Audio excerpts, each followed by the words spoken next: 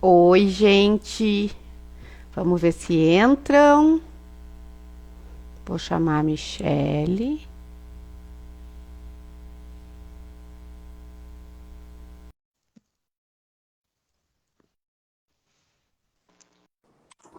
Olá, Olá, olha ali a Marina. Oi, Michele. oi. A Marina já está aí conosco. Vamos dar um Claro, tempinho para o restante entrar, perfeito. para a gente poder, né, começar assim. Coisa boa ter as pessoas entrando, né? É isso É aí. bom tomar uma Olha, aguinha. tá, tô. Uhum. As pessoas vão entrando, sintem-se à vontade aí, que hoje a ideia é a gente conversar um pouquinho e que seja leve e Descontraído. leve e light, igual uma emergência, né, Michelle? Assim, a Igual. gente quer tem assim com muita tranquilidade, muita Muita calma, calma assim nessa hora. como é, né, psicóloga emergencista e enfermeira Isso emergencista, aí. né? Então a gente é tudo assim muito calmo, muito Isso tranquilo. aí. A gente não. Ó, a Jaque, oi, a Jaque querida, eu falei lá no, oi, A Jaque, Jaque, eu minha falei lá no, ó, chefe. ela disse que ela ia entrar, coisa mais querida. Então, Oh, muito bom, assim. Tá, mas vamos começar assim. Então, para quem não conhece, eu tô aqui, eu sou Simone, então vamos começar aos pouquinhos. Eu sou a idealizadora do Coletivo Educação e Saúde, que a ideia do coletivo é justamente a Rita, olha que querida. Oi, Rita. A ideia é justamente poder trabalhar com o cuidado, né, assistencial, né, dos hospitais, assim, de uma forma mais humanizada e mais acolhedora. Então, a gente eu tá começando comigo, mais focado com a psicologia, mas a ideia é trabalhar de uma forma multi, assim. Eu já tinha feito uma outra live com a Fran e o Bruno, farmacêutico, a Fran, que é enfermeira, e o Bruno, sobre a questão do idoso, mas eu tenho, né, a gente tem tido pouco contato com pessoas da equipe multi, assim. Então, pensei, ó, baita referência em emergência, é verdade, ela é uma referência mesmo. Não é à toa que eu a convidei. Então, a ideia hoje, eu convidei a Michele, né, que ela vai se apresentar agora, e eu acho que a ideia do convite para a Michele não foi à toa, além dela ser, né, uma referência na área, como as pessoas mesmo estão dizendo. É uma que é colega muito querida, assim, então não é. Eu só não a conheço de uma forma enquanto professora, que hoje ela é, mas a conheço enquanto profissional e sei da sua capacidade, do seu jeito de lidar com os pacientes, com os colegas. Então, a ideia é a gente poder pensar em alguém que realmente fizesse, né, um trabalho que é o trabalho que eu acredito, que é aquele trabalho mais individualizado, com uma assistência mais cuidadosa, né? Então, agora eu queria que tu pudesse, né, contar um pouquinho para nós, Michele, um pouco porque eu acho que tem muita gente aí que é aluno, né? Olha a uhum. Rita, querida, entrou muita gente que é aluno e que quer poder saber um pouquinho dessa tua trajetória enquanto psicóloga, ótimo, enquanto enfermeira da emergência, né? Tu falou antes da tua ex-chefe, né?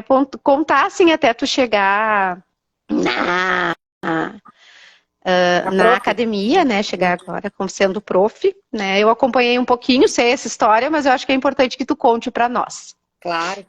Então, E as primeiramente, pessoas podem ir perguntando e podem, podem interagir conosco, que vai ser bem legal. bom, em primeiro lugar, muito obrigada pelo convite, Simone. Fico muito lisonjeada assim de estar participando aqui contigo, né? A gente já se conhece há alguns anos, né? Mas para quem não me conhece, não, então meu nome é Michele Santarém. Hoje sou professora da URGS, né? Do Departamento de Enfermagem Médico-Cirúrgica da Escola de Enfermagem. Eu tô formada desde 2004, me formei na Unicinos, né? E desde que eu me formei, eu só trabalhei dentro de serviços de emergência. Então, a minha expertise toda é com paciente crítico, realmente, né? E nessa trajetória, então, desde enfermeira assistencial, mestranda, depois doutoranda, né, em epidemiologia pela Faculdade de Medicina. E aí, em 2018, prestei o concurso da URGS, onde eu passei e acabei entrando como professora da escola de enfermagem. Hoje, então, eu sou, além de professora, sou chefe da emergência do Hospital de Clínicas, né? Chefe de enfermagem. E durante 12 anos eu trabalhei como enfermeira assistencial da emergência do hospital. Então, é um lugar que eu me sinto muito bem, né? Em que eu conheço muitas pessoas e que eu me adaptei muito bem desde que eu entrei lá dentro do Clínicas. Então, é minha grande paixão o Hospital de Clínicas, né? Junto com a docência e os alunos. Então, trazer essa trajetória assim para vocês e para a gente conversar um pouquinho do quanto é desafiador, né, Simone? A gente está lá no meio de 140 pacientes e a gente mesmo assim ainda tem uma prática humanizada com esses pacientes. É muito difícil e desafiador não somente para o enfermeiro, mas para toda a equipe multi, né? E assim, eu espero trazer aqui para vocês assim as histórias que a gente vivenciou juntas, né, como psicóloga e enfermeira assistencial durante 12 anos que eu fiquei no Hospital de Clínicas e junto agora na residência, né, Simone, que a gente também atua de forma conjunta no programa de adulto crítico. Né? É uma residência E é multidisciplinar. uma história que quando tu lá no início, antes do mestrado, né, Michele, uma história que tu participou, que foi onde a gente se aproximou mais, né, a gente tem algumas coisas em comuns, assim, na nossa história. Eu me formei em 2003, mas logo em seguida comecei com emergência também, né, eu também sou da Unicinos, e eu também sempre vivenciei emergência, então a gente tem coisas bem parecidas. E no início eu lembro que logo que eu iniciei lá no hospital, tu deixou a residência porque tu ia fazer o mestrado. Isso. Lembra? Que tu não ia, que tu ia começar, daí não dava por causa da sobrecarga de trabalho e as exigências do mestrado, e aí tu acabou ficando um pouco largando a preceptoria e agora volta como docente, né? Então, né?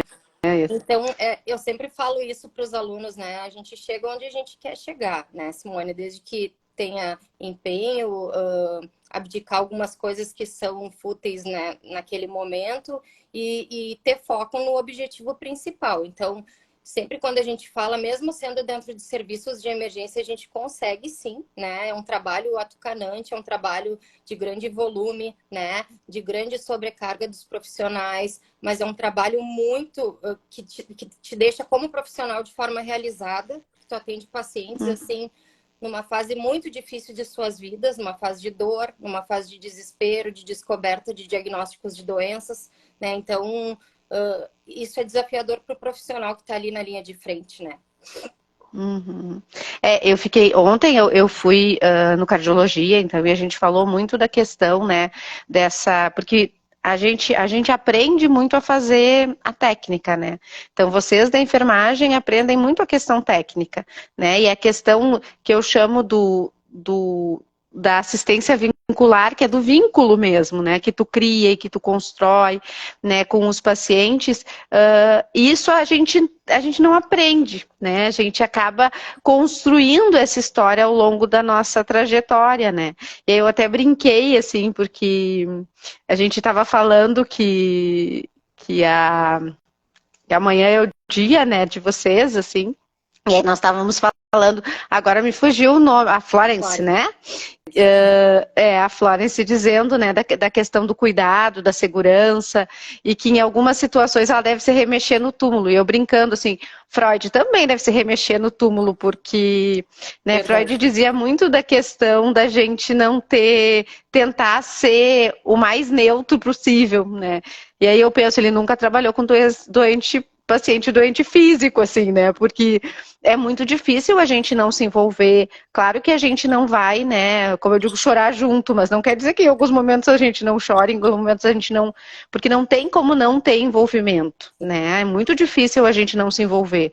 E eu fico pensando muito, né, Michele, que o envolvimento ele se dá na beira do leito. Né?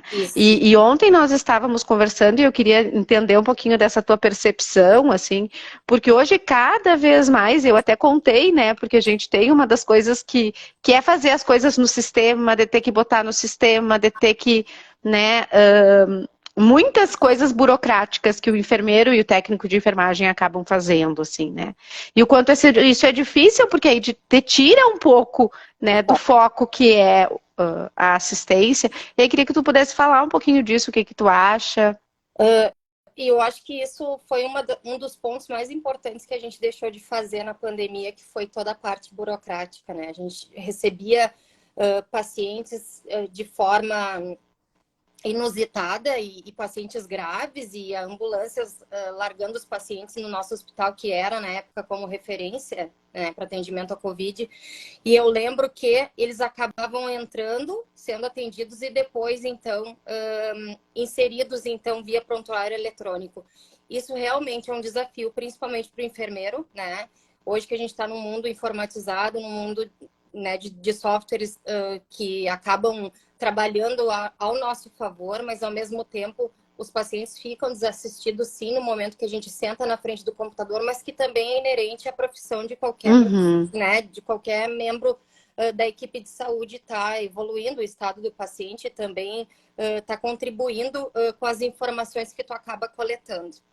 Claro, nós temos que ter prioridades. Se o paciente está grave, não vai ser naquele momento que a gente vai sentar e escrever tudo que a gente visualizou e tudo que a gente coletou, né? Mas a gente não pode deixar de fazer. Então, além de todo o desafio da superlotação, da quantidade de pacientes e familiares que te abordam, tu ainda tem que sentar e fazer o teu processo de trabalho, que é o processo de enfermagem, no caso da enfermagem, mas que também tem a evolução da psico, das outras profissões, é desafiador, com certeza. Tá, e me diz uma coisa, o que que tu, pensando nisso, assim, que tu tá falando em relação, e um dos detalhes que tu não contou, né, que além de ser docente, hoje tu tá num cargo também de gestão, né, e eu fiquei pensando que isso também, né, é algo que tu tem que gerenciar, tanto os enfermeiros quanto os técnicos, e a gente sabe, né, que é isso, aí eu brinco assim que as unidades são das enfermeiras, né? Porque dos enfermeiros e das pessoas da enfermagem, assim, porque vocês coordenam tudo, vocês sabem tudo. Se a gente precisa de alguma coisa, é a vocês que a gente recorre, né?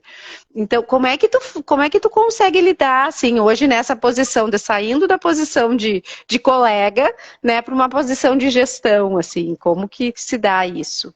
Então, eu acho que essa foi uma parte muito desafiadora, né, da minha carreira profissional, porque eu era colega realmente de todos os enfermeiros lá da emergência e que ainda continuo sendo colega, né? Tenho maior admiração por eles, principalmente na organização e no gerenciamento ali dos cuidados. Eu acho que ser enfermeiro de serviço de emergência é tão desafiador quanto atender um paciente crítico ali em loco, né?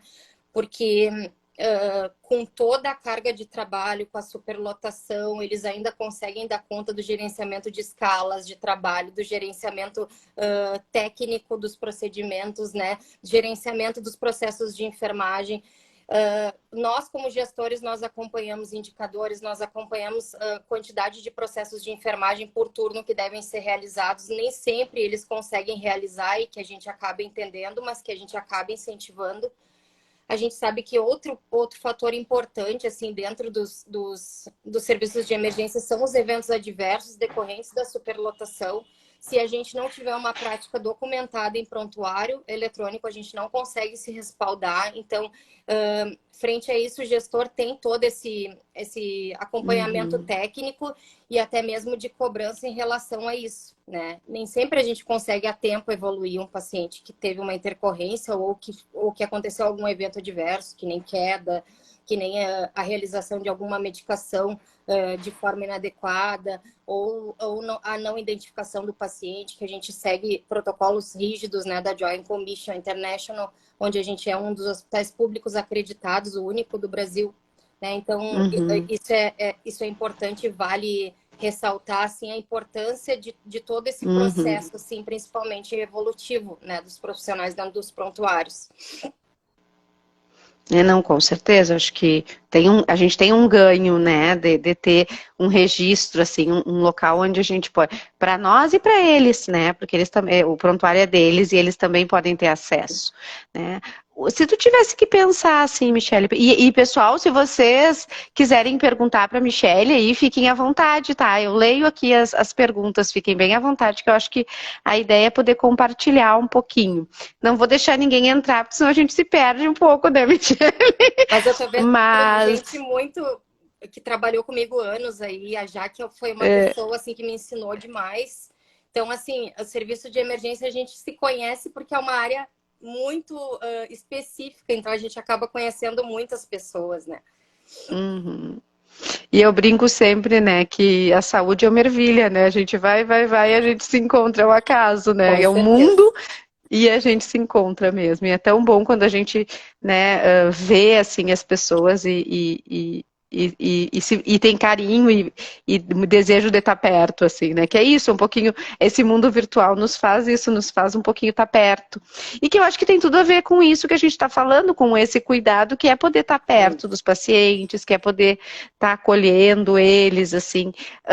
Tu lembra que tu pudesse compartilhar conosco, assim, um momento que tu viveu na assistência, assim, que foi um momento bonito e que tu pensou assim, eu fiz, claro que várias vezes tu fez a diferença, mas esse me tocou e de alguma forma eu lembro com muito carinho. Lembro de uma situação em que eu levo sempre para dentro da sala de aula de uma paciente com 69 anos que tinha 7 filhos e estava em cuidados paliativos dentro da nossa sala de observação antiga, no bloco A lá.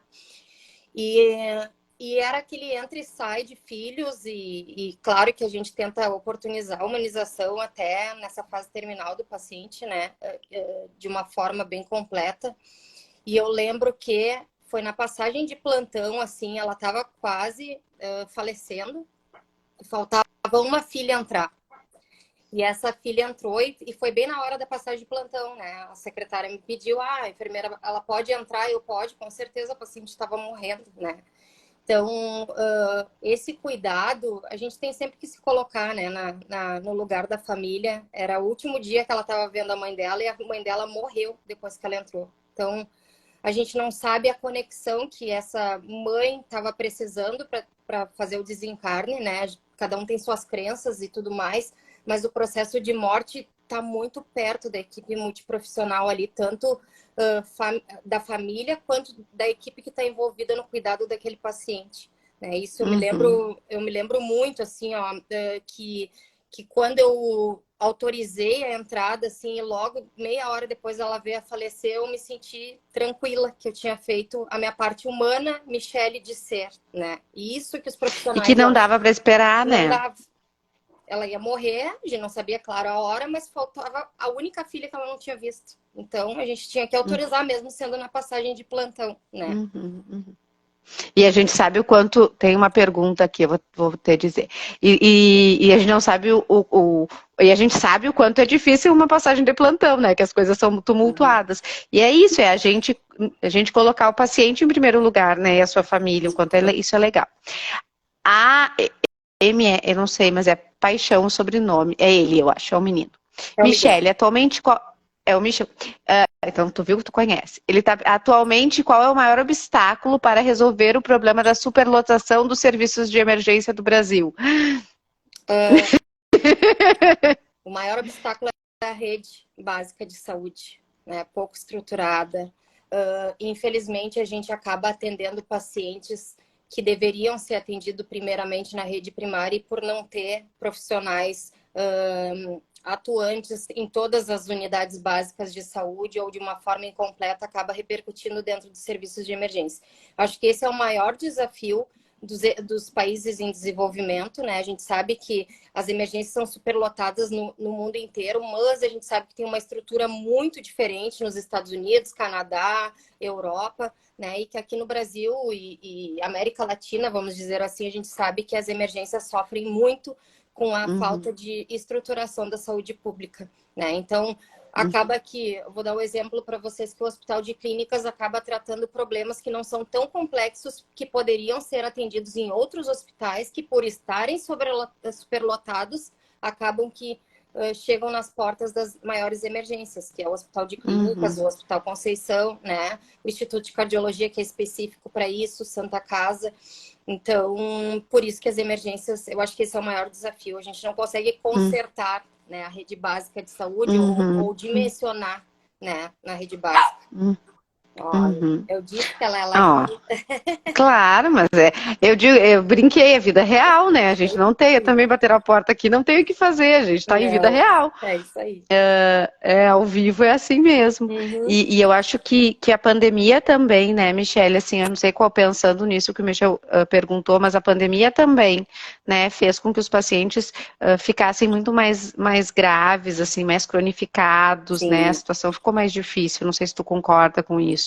Sim, e os pacientes, infelizmente, depois da pandemia, né, todos os pacientes clínicos que não foram atendidos naquela época em que teve o lockdown e que se focou muito o atendimento da pandemia em si, né, dos pacientes com Covid, vem sendo repercutido agora nos dias de hoje em doenças crônicas não transmissíveis, em pacientes oncológicos com fase terminal, que se fossem tratados durante a pandemia poderia ter outro prognóstico, né, e deixa eu ver o que mais também que pode repercutir, além das doenças crônicas não transmissíveis, a própria Covid trouxe sequelas para os pacientes em que eles vêm reinternar de forma mais frequente, né, com doenças pulmonares, enfim, né, eu acho que a pandemia, além de contribuir muito para essa piora do sistema de saúde, né, e também para a piora dos pacientes que estavam sem tratamento naquela época que eles deviam estar.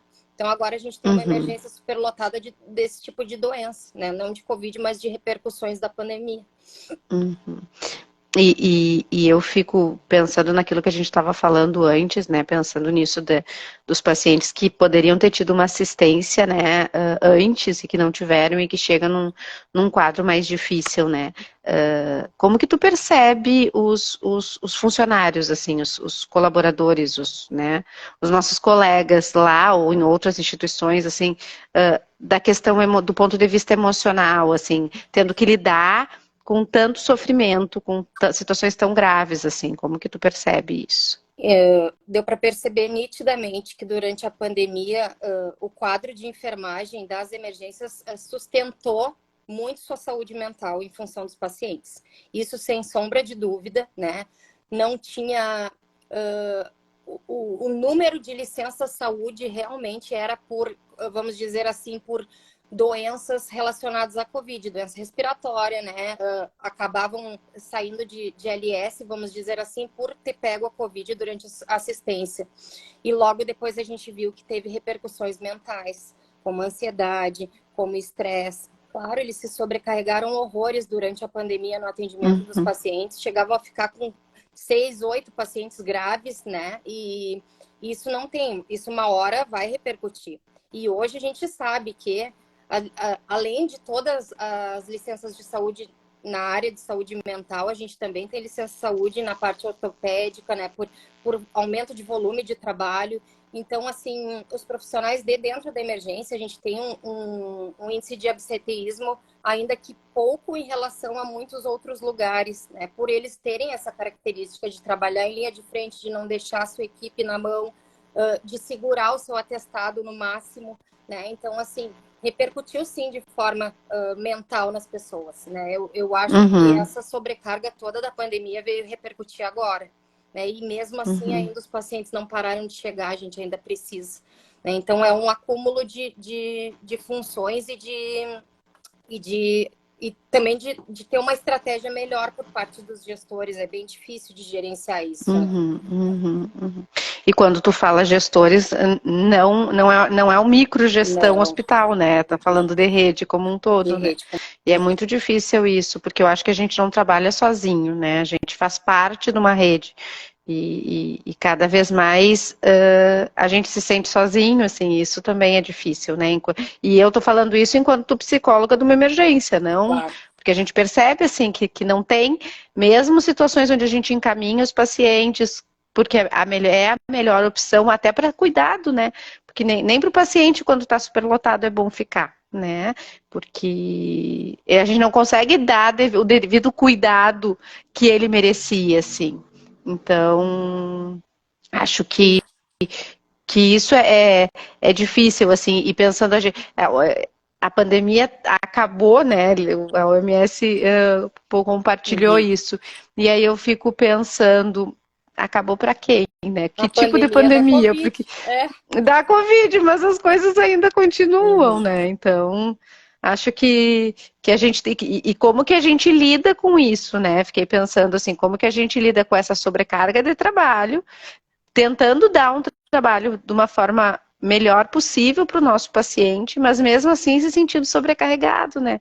Da Sim. onde, como que a gente tira, né? Eu acho que vocês têm algumas ações lá dentro também bem interessante para pensar nisso, né? Então, se tu quisesse compartilhar com a gente. Eu acho que e uma outra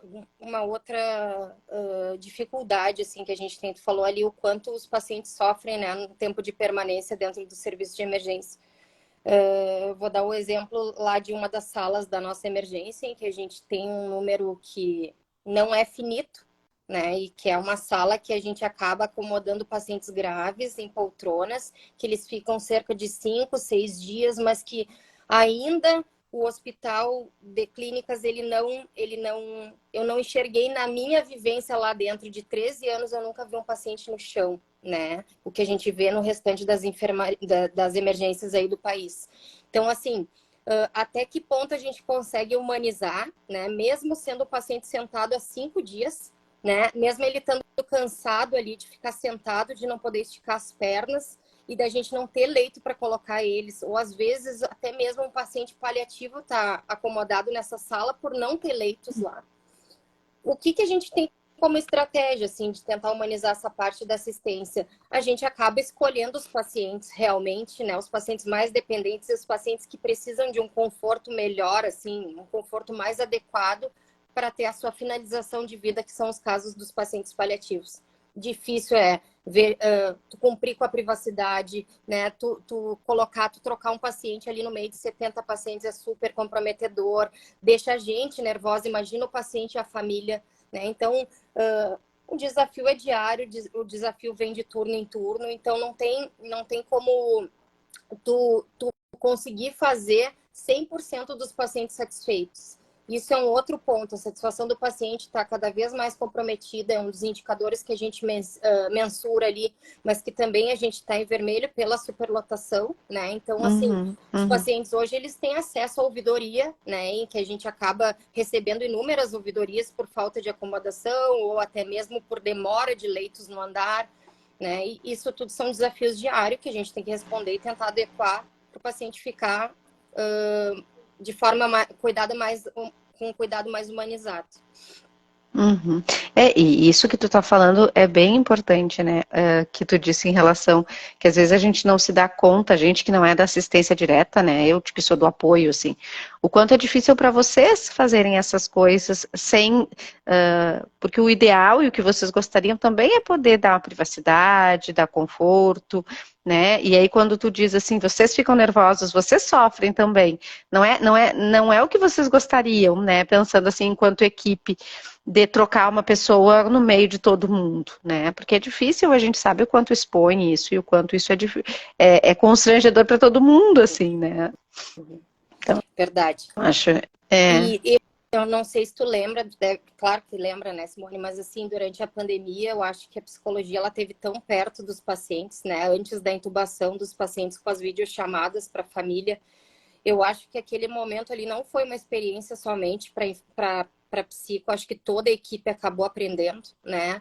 Com aquela superlotação e para ver como a gente tentou inovar na humanização com todas as atucanações e com todas as instabilidades hemodinâmicas dos pacientes e com todas as insuficiências respiratórias agudas ali, mesmo assim a gente parava um pouquinho, fazia videochamada para a família, para eles poderem muitas vezes até se despedir, que na maioria das vezes foi isso. Ia para o tubo para se despedir, né? Então, assim, durante todos esses anos, assim, eu acho que a equipe multi inovou de várias formas. Hoje em dia a gente não tem mais um modelo biomédico, a gente atua em forma conjunta, né? Triste é aquele profissional que pensa diferente disso. A gente precisa de cada profissão. Eu defendo muito a residência multiprofissional por isso, né? Eu acho que a gente acaba se agregando e acaba aprendendo e somente para o melhor do paciente, né? E eu acho que é isso. Eu acho que cada vez que a gente interage com outra profissão, a gente acaba trazendo bem para o paciente e acaba tendo ideias diferentes também, conversando entre nós, né? E eu acho que tem uma coisa assim que várias cabeças pensam melhores do que uma, né? Porque nessa questão de pensando no cuidado mais, no cuidado direto com o paciente, assim, não esse cuidado técnico, eu tô falando desse outro cuidado, né? Que é esse olhar, assim, de perceber que a última filha precisava entrar de alguma forma, porque talvez seria a última oportunidade, ou assim, como a videochamada talvez fosse a última que o paciente fosse, então isso é prioridade, né? Para ele naquele momento. E são pequenas coisas, porque eu fiquei pensando quando o Michel perguntou assim Miguel. sobre, porque a gente não vai fazer, a gente não vai conseguir fazer grandes coisas, né? É no pequeno, porque é na pequena coisa que faz a diferença, porque eu escuto também essa questão mesmo com toda a superlotação, os pacientes não querem sair da emergência, né? Os pacientes querem ficar lá, né? Os pacientes querem receber aquela assistência. E até porque o cuidado na emergência, ele é mais dinâmico, né? Mesmo estando ali superlotados, os pacientes são atendidos de forma mais rápida, vamos dizer assim, no caso da dor, no caso do desconforto, no caso de alguma queixa clínica, né, relacionada ao seu tratamento de saúde. Então, acaba que eles realmente... E outra coisa, às vezes não é tão grave assim, eles acabam preferindo ir para a emergência do que procurar o seu médico assistente, vamos dizer, o que acaba sobrecarregando a gente ali como profissionais. Um outro desafio importantíssimo é o acolhimento com classificação de risco, né, onde o enfermeiro tem que acolher o paciente e ainda tem que atribuir a gravidade. Muitas vezes ele não deve ser atendido dentro de serviços de emergência e sim encaminhados para a rede. Acaba que os pacientes eles não têm esse discernimento e esse conhecimento por não conhecer a rede básica muitas vezes. Né? Então, todo esse serviço aí de aumento de carga de trabalho, aumento das classificações de risco, o enfermeiro tem que parar, educar em saúde, né? Tentar conversar com o paciente, mesmo naquela queixa aguda dele ali, dizendo que ele pode procurar em outro serviço de saúde, não que não seja emergência, mas que ao mesmo tempo ele tem que reconhecer sim, né? E é inerente ao cargo, reconhecer gravidade e acabar inserindo o paciente dentro do sistema para ser atendido naquele momento. Então, eu acho que é um desafio, assim, psicológico, vamos falar assim, né? Pro enfermeiro, para não errar, para acabar acertando sempre e não prejudicar a assistência do paciente, né? Imagina só tu mandar um paciente procurar um atendimento na rede e for um caso de infarto, um caso sei lá, de sepse, né? Então, são casos que devem ser atendidos dentro do serviço de emergência. Então, isso tudo é convivência diária, né?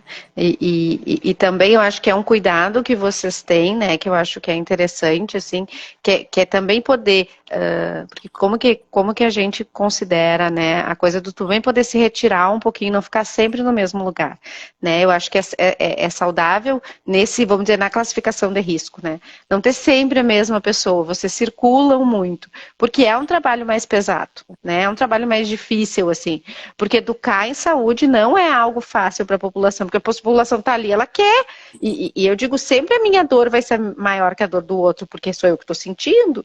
Então, também tem a coisa mesmo, aquele que não tem indicação para nós, ele não fica feliz, né, de ser encaminhado, ele briga, aí tem que ver, né, como que... Então, além de ter esse risco de classificar errado, que é o grande medo, né, tem toda a pressão daquele que mesmo tu sabendo que tu está classificando certo, que ele não quer ir embora, né? Ele quer ficar ali. Isso aí. Exatamente. Então, eu acho que por isso que eu falo para os alunos assim, né? A graduação é um pequeno pedaço de todo o teu raciocínio clínico para o resto da vida. Então, assim, tu não vai aprender tudo na graduação. Tu vai aprender na prática, tu vai aprender com cursos externos, tu vai aprender conversando com profissionais, né? Tu vai aprender analisando no teu mundo e tentando trazer para a tua realidade. Então, a graduação é só o início, né? Não adianta a gente achar que a gente sai da graduação pronto, porque a gente sai nem um terço pronto assim para atuar de forma assertiva e de forma adequada. Então, para começar a enxergar dessa forma, assim, eu acho que já 100% da tua evolução dentro da profissão, né? E junto com isso, tentar evoluir sempre para o lado do paciente. Sempre quando a gente tem algum conflito na equipe, a gente tem sempre que pensar no paciente em primeiro lugar. O que vai repercutir no cuidado do paciente esse conflito? Né? Que daí a gente acaba enxergando com outros olhos o que vem até nós, né? Uhum, uhum. Porque é possível, né? Eu fico pensando assim, a, a academia ela nos dá a oportunidade, né? A graduação, assim, a oportunidade de nós circularmos e pensarmos, isso eu me identifico, isso eu não me identifico, isso eu quero, isso eu não quero, né? E aí depois a gente vai ter que poder se aperfeiçoar e poder pensar, né? Tem algumas pessoas que não gostam da emergência e tá bem não gostar, né? Claro. Tem outras pessoas que se apaixonam e ficam, né? Tipo nós, assim. Mas não é todo mundo, né? Não são todas as pessoas que são loucas, assim como a gente que gosta. Mas eu acho que tem um perfil, e aí tu tem que também ter respeitar, poder pensar como é que tu vai fazer isso, né? Qual é a melhor forma? Então, acho que... E é difícil o enfermeiro, né? Então, tu tem que cuidar. Tu é o que media tudo, né? Então, tu cuida do paciente, o enfermeiro cuida do técnico, porque tem que estar de olho de alguma forma, cuida da família. Então, é muita gente envolvida na gerência de vocês, assim. Então, eu digo que vocês são o enfermeiro, é a única profissão que já sai líder, né? Exato. Então, dos técnicos, vamos dizer assim. E isso também a gente não aprende na faculdade, né, Michele? Não, a gente chega crua, né, dentro de uma assistência, assim, que tu tem que contar com todo o conhecimento prévio que os técnicos já têm antes de ti, e que ao mesmo tempo tu tem que, para te começar a liderar, tu tem que conhecer que tipo de serviço que tu tá atuando, né? Então tu não sai pronto, tu não sai pronto. E aí tu imagina alguém recém-formado que cai dentro de uma emergência, que nem eu caí no Instituto de Cardiologia, em que o meu primeiro plantão teve 8 infartos na emergência, eu não sabia nem pegar a veia direito, né? Então, assim, é um desafio, né, pro paciente, pro profissional novo que tá chegando, tu acaba, né, ficando muitas vezes nervosa, com dúvida, mas tem que ir, tu tem que estudar, tu tem que ir atrás, enfim, porque tu tem um propósito que é atender de forma adequada o paciente, né? E é esse juramento que a enfermagem faz. Eu até ontem, quando eu falei lá no Cardiologia, eu perguntei, né, os motivos, porque eu acho que a gente tem que pensar isso, assim, né? O que nos faz escolher, o que nos faz escolher uma profissão, né? O que faz as pessoas escolherem a enfermagem, né, a psicologia, que seja, e porque são profissões que não trabalham, é muito raro a gente conseguir trabalhar sozinho, Sim. né? Até mesmo, então, principalmente quando a gente vai para o hospital, a gente quer trabalhar em conjunto, né? Então precisa também respeitar as profissões e poder entender tudo o que está acontecendo, né? Verdade. Acho que não teve mais nenhuma pergunta. Alguém mais quer perguntar, Não, gente? Só eu foi acho que ele. teve ali qual é a estratégia. Ela Estou perguntou procurando. sobre o inverno, eu acho. Eu li por cima. Qual é a estratégia de gestão para atendimento agora no inverno? Então, né, não estou achando essa. Então fala aí, Mich. Então, assim, eu acho que esse aí sim é o maior desafio, porque agora começam as doenças respiratórias, principalmente no nosso estado. Além da emergência adulto, né, ser superlotada, a emergência pediátrica triplica seus atendimentos, quadriplica seus atendimentos. Então, a gente acaba que as duas emergências ficam superlotadas, né? A estratégia que, infelizmente, a gente utiliza é a mesma que a gente está utilizando hoje, sem ser inverno, e que a gente tem, né, a emergência superlotada. Existe um projeto que se chama Lean nas emergências, em que desde 2017, então, a emergência do Hospital de Clínicas acabou se vinculando, então, a esse projeto, que é um projeto que visa, então, diminuir diminuir, então, a superlotação com ações específicas, huddles, que a gente chama que é um round multiprofissional, só que focados nas pendências dos pacientes. A gente tem outras ações, time de altas, direto da emergência, né, que está vinculado ao projeto Lean. E a gente viu que em 2017, quando ele foi implantado, a gente conseguiu manter, mas que depois, com a pandemia, acabou se perdendo muitas das ações, então a gente está tentando recuperá-las. é muito difícil, depois que a superlotação está instalada, da gente até informar para o público de forma geral que tem que procurar uma emergência de forma correta, né? Também estruturar a rede básica de saúde é desafiador. Então, as estratégias, infelizmente, alta precoce de emergência, agilizar exames que estão pendentes, agilizar leitos nos andares, alta precoce do andar, né? E que às vezes os pacientes são tão crônicos que eles precisam ficar internados. Então não é tão fácil tu tirar um paciente. Tem cirurgias que estão agendadas de forma eletiva que o hospital não pode deixar de atender, que a gente tem que direcionar leitos então para esse tipo de paciente que também vem da rede. Né? São cirurgias graves, são cirurgias complexas de pacientes graves que precisam acabar entrando para um hospital de alta complexidade, que nem é o hospital de clínicas, por exemplo. Então, é uma série de desafios. Então, a emergência acaba ficando superlotada por isso. Por acúmulo de pacientes em leitos de CTI, acúmulo de pacientes no andar, tempo de permanência maior, pacientes mais crônicos, né? Reinternações frequentes. Então, infelizmente, ainda a gente tem que ir trabalhando aos poucos. Né? E não dá para, né, a gente... não tem como a gente, porque parar, né? A gente consegue pensar em algumas coisas, mas pensando em programação, assim, mas não é muito difícil quando a coisa já está no seu limite, né? Ela já está extrapolando assim a quantidade.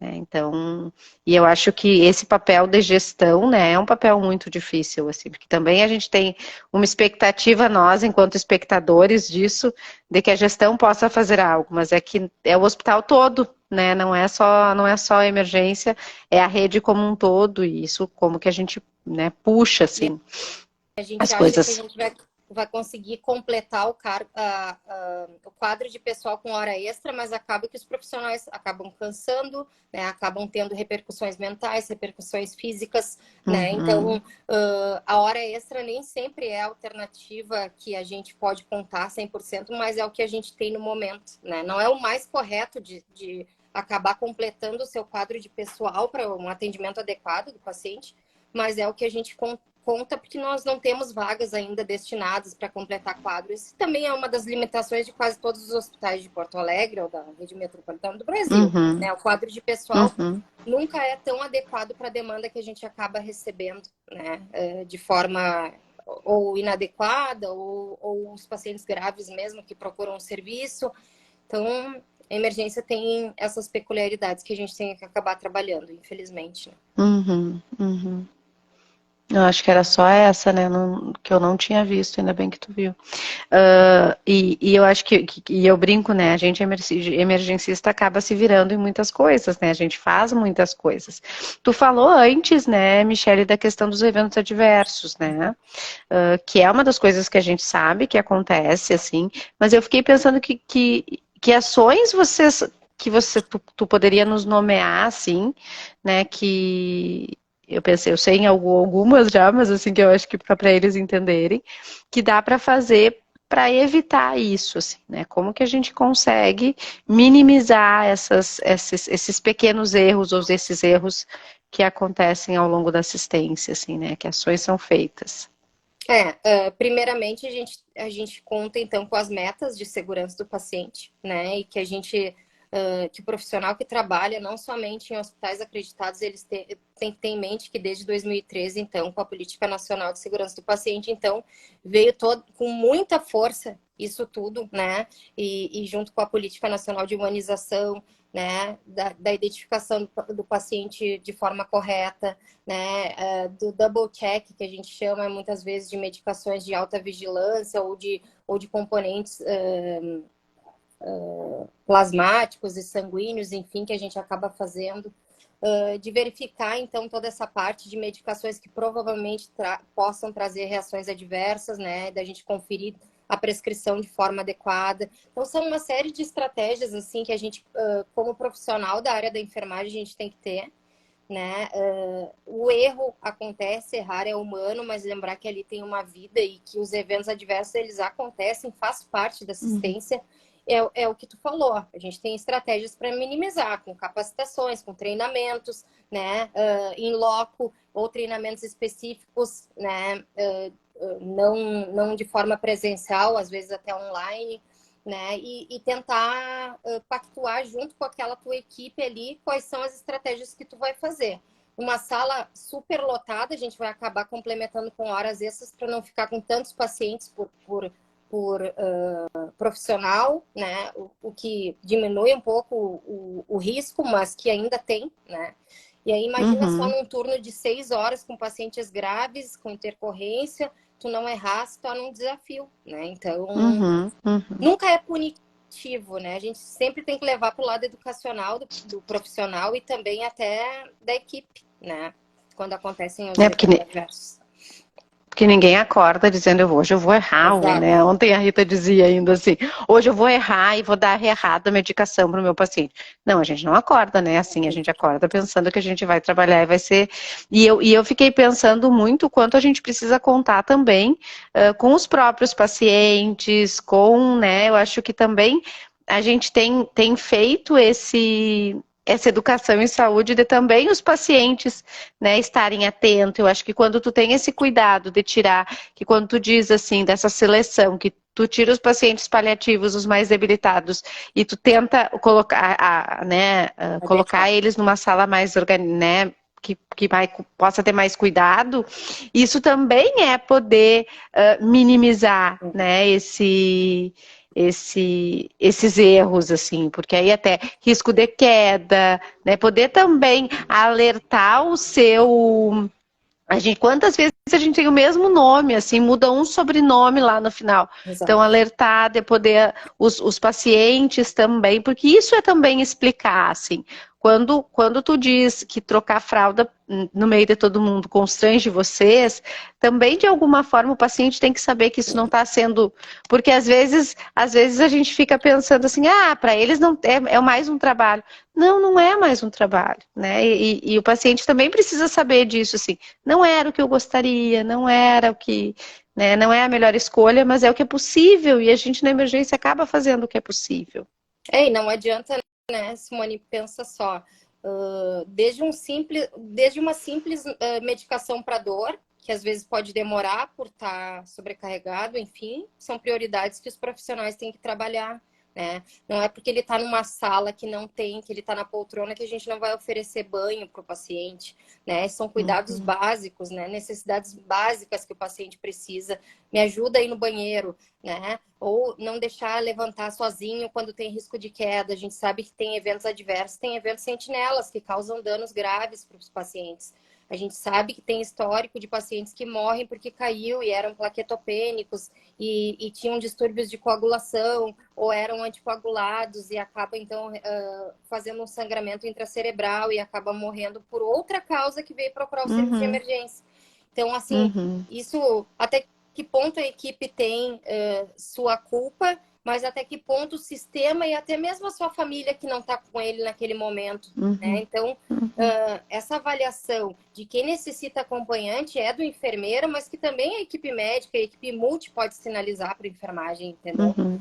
Ou até mesmo o paciente, olha só, não consigo, eu preciso que fique algum familiar comigo, né? E o enfermeiro ter, então, essa empatia para poder contribuir com isso. E eu fico pensando na nossa pergunta ali, né, se é possível cuidar, né, numa emergência superlotada, e eu acho que de alguma forma tu tá trazendo essa resposta, assim, né, é possível, mas não numa pessoa só, não num profissional só, né, é responsabilidade de todo mundo esse cuidado, né, assim como é responsabilidade de eu olhar, é minha responsabilidade enquanto psicóloga, olhar um paciente andando sozinho no corredor com pulseira amarela, que é o que identifica que risco de queda, e ignorar isso, né, como se isso não fosse absolutamente nada, não é meu trabalho, não, né, é o cuidado, e esse cuidado é nosso. Então, ali a Rita falou que o paciente tem que ser reconhecido por nós como um eterno professor, né? Porque ele nos ensina muita coisa, 100% né? Ele nos... dos nossos aprendizados, vamos dizer assim. Então, com eles, né? Então, tem que ser de uma forma porque senão, se ficar só na responsabilidade de vocês, ou de uma equipe que é aquela equipe que está... a gente não tem como dar conta, né? Cada um tem que fazer só um pedacinho para poder a coisa funcionar. Exato. E agora me ocorreu assim, né? Imagina só, nós trabalhamos dentro de um serviço de emergência em que é rota de parada para tudo que é lado. E a gente tem um acúmulo de pacientes em que às vezes a gente tem que acabar adequando para, na hora de uma intercorrência, imagina tu tirar um paciente lá do fim da sala que está convulsionando, né? Então isso tudo tem que ter uma visão multiprofissional. Olha, esse paciente não pode ficar lá porque ele tem risco de convulsionar, esse paciente não pode ficar desassistido porque ele tem risco de fazer hipoglicemia, ou esse paciente está com dor torácica típica, não tem leito naquele momento dentro da unidade vermelha, mas ele vai ficar monitorizado. Então, isso tudo é um desafio e que aquilo que tu falou de perfil de profissionais, nem todos os profissionais eles são obrigados a ter perfil de emergência, né? E é isso que eu trago assim sempre para os alunos. Tu pode amar trabalhar numa rede básica de saúde desde que tu faça o teu melhor, entendeu?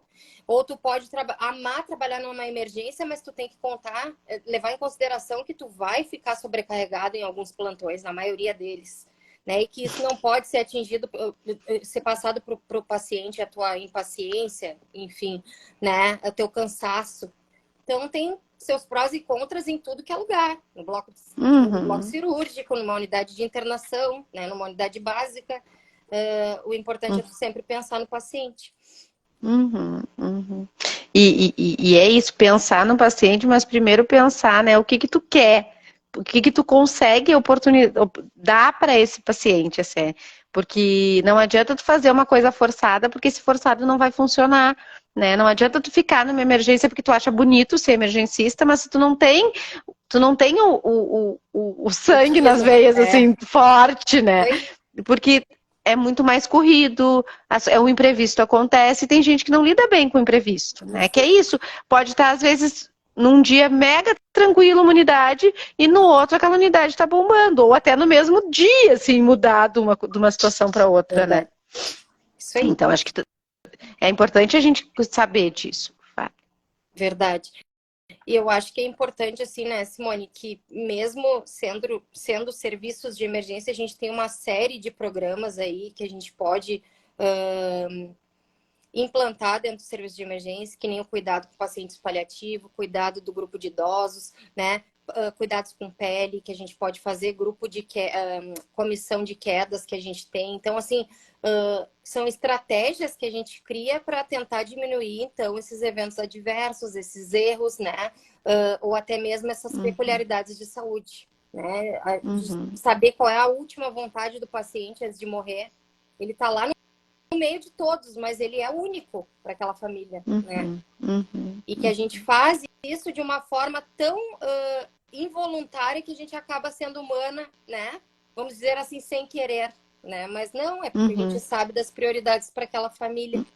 Então é possível cuidar assim dentro de uma emergência superlotada desde que tu pense no paciente 100% do teu tempo, né? Acho que é isso, assim, que desde que porque eu digo assim, né, Michele, a gente escolhe, né, o paciente não escolhe, né, então a gente escolhe ir para, a gente não precisa, não é obrigado, ninguém é obrigado a trabalhar em lugar nenhum, né, mas o paciente está lá muito porque ele, né, ele precisa, então isso é mais difícil, assim, e quando a gente consegue se dar conta disso, né, isso não quer dizer que ele pode fazer tudo o que ele quer com a gente, não é isso, claro. Também a gente quer o respeito, a gente quer, né, mas é um trabalho que acaba sendo muito desgastante, mas tem um reconhecimento, né? E esse reconhecimento, e aí vem da gestão, mas não é o que conta, né? Pensando tu enquanto gestora. O que conta é o que tu escuta dos pacientes, o que tu, né? A diferença que tu, mesmo aquela filha que tu deixou entrar, mesmo que ela não tivesse te agradecido, não sei se já te agradeceu, mas só de tu saber que tu fez aquilo, já foi um reconhecimento, já tá tudo certo, né? Vai poder ficar tranquila. A gente está quase finalizando, falta 7 minutos. Muitas vezes, vamos ver que tá a enfermeira Thaís. Muitas vezes o paciente só quer ser escutado, ouvido, receber uma atenção que muitas vezes não recebe em casa. É verdade, é verdade. E isso às vezes. De risco, né, Simone? Às vezes eles vão só para a gente ouvir eles, exato. Então eu queria que tu finalizasse assim, pensando, né, um pouco nessa galera que tem aí, que muita gente muitas vezes é aluno, assim, né? O que que significa o cuidar para ti de uma forma ampliada, assim, né? Que tu pudesse nos trazer um pouquinho disso para nós encerrarmos antes de que o Insta Nos nos corte. cancele. Então, o que que é o processo de cuidar para mim? Eu acho que eu falei durante a live de uma forma assim bem repetitiva, né? O cuidar é pensar 100% no paciente, é pensar em ti como profissional, no que vai acarretar para tua percepção como profissional de como tu atuou frente àquele quadro de saúde, de ser justa na hora das tuas escolhas, né, de tu poder ser correta na forma de ler uma prescrição e na forma até de tu te autoconhecer e tu promover o autoconhecimento para ti como profissional, né? Então, assim, o cuidar, ele não é fácil, né, Simone? Ele é um verbo que a gente fala e que fala tanto na enfermagem, na equipe de saúde em si, né, mas que ele não é realmente fácil, tanto que ainda a gente não foi reconhecida, né, a categoria da enfermagem para a gente poder ter um piso salarial. E assim, eu acho que foi uma das profissões mais importantes durante uma pandemia que explodiu o mundo, né, em que a gente ficou ali na linha de frente e que infelizmente ainda a gente não é valorizado, mas ao mesmo tempo a gente tem que ficar com aquela certeza de que a enfermagem faz diferença sim no cuidado do paciente, né? Mas faz diferença sim junto com a equipe multiprofissional. Sem equipe multi a gente não consegue fazer nada, né? Então eu acho que é isso, e trazer assim para vocês alunos do grau de importância assim de poder promover o conhecimento científico sempre, né? Porque é isso que vai agregar, então, na vida dos pacientes ou até na sobrevida dos pacientes, né? Evitando desfechos desfavoráveis. É isso aí. E Simone, e assim, ó, sem sombra de dúvida, eu queria agradecer muito. Eu acho que esses bate-papos, assim, são super relevantes, né? E sempre quem ganha na verdade, nem são as pessoas que estão assistindo, mas nós, como profissionais, né, de estar agregando e estar até refletindo sobre as nossas ações, né, diárias, assim. Eu queria agradecer também, sabia que ia ser maravilhoso, assim, sabia, né, da tua delicadeza em relação ao cuidado, né. Quero te agradecer, quero te parabenizar e parabenizar a todos, né, para amanhã, que é o dia, eu acho que é o mês da enfermagem, né, amanhã, então, é o dia do enfermeiro, dia 20 é o dia do técnico, então quero deixar aqui meu abraço e meu reconhecimento a toda essa profissão, que eu acho que sem vocês as coisas, né, as coisas não funcionam, né? Eu digo sempre, eu acho que vocês precisam desse reconhecimento em relação ao piso e outros todos que vocês merecem, assim como, né, as pessoas, os profissões precisam ser reconhecidas. Então, eu quero te agradecer muito por participar, dizer que o coletivo está de braços abertos para ti e para todo mundo que quiser aí, né, contar conosco, a gente está, né, construindo esse grupo de assistência humanizada e de poder pensar e refletir sobre isso. Tá bem? Obrigada pela presença de todo mundo aí. Obrigada, gente. Beijo, antes que nos fechem. Tchau. Beijo.